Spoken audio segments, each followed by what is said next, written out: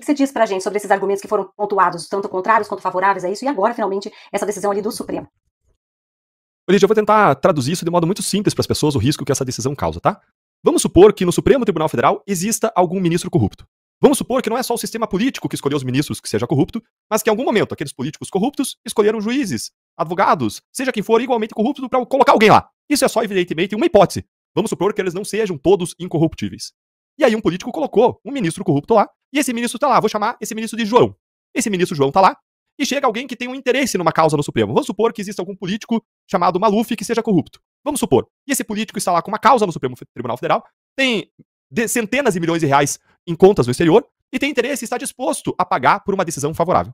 Esse político Maluf vai chegar perante esse ministro João e vai dizer, olha, eu lhe pago 10, 20, 30, 50 milhões de reais em propinas para que você me resolva esse processo que eu tenho no Supremo Tribunal Federal.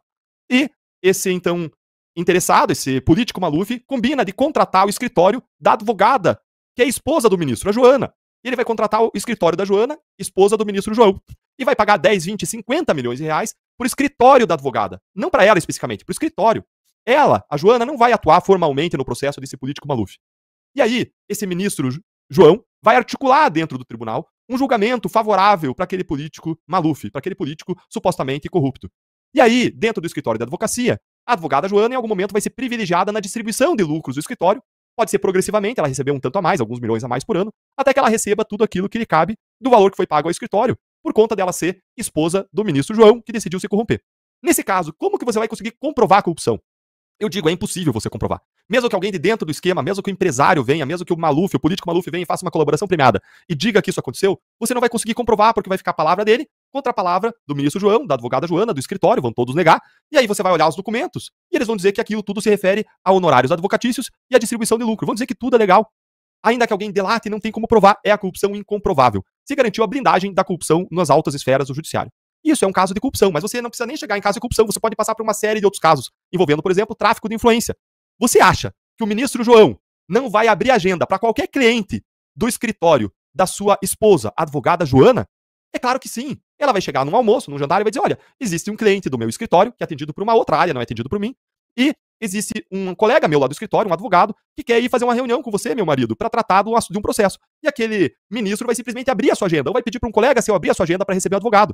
Isso dá uma vantagem estratégica imensa, porque os ministros não atendem todos os advogados. Pelo contrário, eles atendem uma pequena quantidade da imensa gama de advogados que tentam uma reunião com os ministros. Isso abre as portas, abre os ouvidos, aumenta a chance de uma decisão favorável e, consequentemente, aumenta os honorários que vão ser cobrados por aquele escritório específico de advocacia que tem uma esposa de um ministro dentro dos seus quadros. Agora, eu queria mencionar uma situação real, para as pessoas não dizerem que tudo o que eu estou falando é pura especulação. E eu queria mencionar essa situação real, deixando alerta de que é uma situação que levanta hipóteses, que está sendo objeto de investigação, de apuração, mas que ainda você não tem a prova, como eu disse, porque sempre que existir situações que eventualmente se valham de pagamento a advogados, é muito difícil você comprovar o envolvimento de julgadores. A gente teve recentemente um caso revelado pelo portal Metrópolis, de uma construtora que relatou ter feito um pagamento em dinheiro vivo a uma filha de um ministro do STJ. Ela não tinha nem OAB, ou seja, ela ainda não tinha nem passado na prova da Ordem dos Advogados do Brasil. Nem era advogada. E recebeu honorários adiantados de R$1 milhão. 1 milhão e 100, pouco mais de R$1 milhão. O dono da construtora tinha vários casos com o pai dessa advogada, ministro do STJ. Mas o contrato foi feito em função de um outro caso, evidentemente, para não gerar nenhum risco, nenhuma desconfiança, se eventualmente existiu algum acerto ilícito, se possivelmente existiu, o contrato foi feito com todo cuidado para se referir a um outro caso. Agora, olhem que curioso. Essa construtora acabou não tendo seus interesses atendidos no STJ por aquele ministro, coincidentemente decidiu rescindir o contrato com aquela advogada, filha do ministro, pedindo o dinheiro de volta, e contratou um outro advogado por um valor muito mais módico de R$20 mil, ainda que tenha colocado uma taxa de sucesso alta de R$1 milhão, agora o contrato foi por cerca de R$20 mil.